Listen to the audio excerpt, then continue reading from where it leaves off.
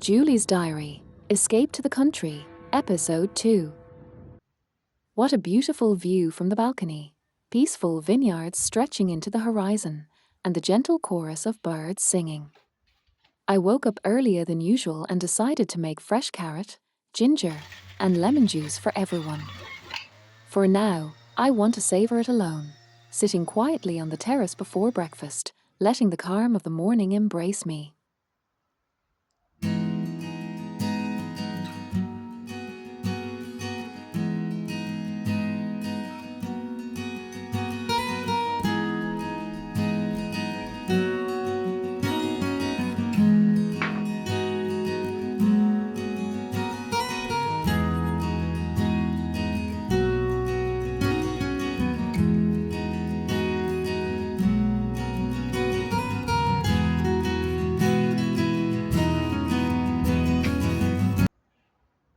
For breakfast, we gathered around the table to enjoy my favorite soft-boiled eggs.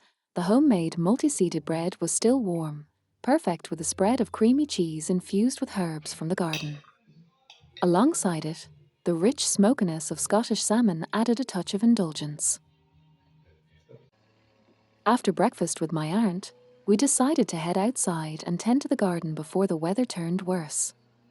There's something comforting about working side by side, knowing we're preparing the plants for the long winter ahead.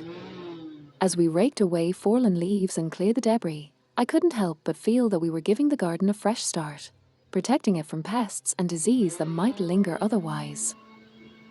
We set up a few windbreaks, hoping they'll shield the plants from the biting frost.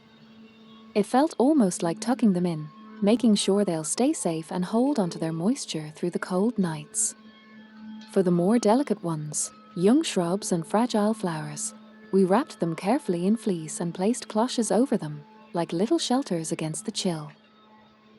By the time we finished, the garden looked ready, almost resilient, as if it knew spring would come again.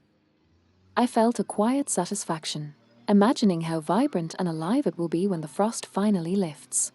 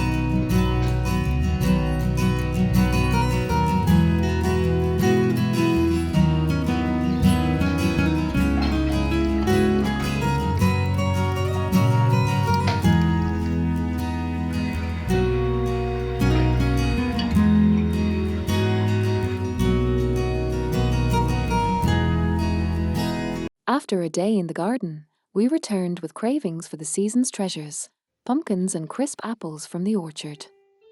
Fortunately, my aunt's husband had brought home fresh trout for dinner. I set to work preparing a fragrant coconut pumpkin soup, blending pumpkin with ginger until it turned into a silky, golden delight.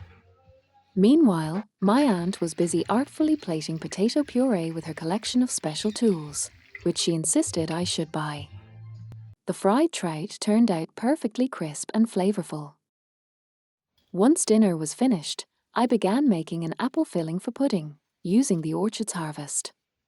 My aunt guided me through the steps of an Austrian cake she had enjoyed many times while skiing in the Alps. The cake emerged from the oven beautifully, best eaten immediately, drizzled with a generous pour of rich vanilla sauce. I eagerly asked her for the recipes. We ended the evening, as always, by the fireplace, dreaming up our next adventure together.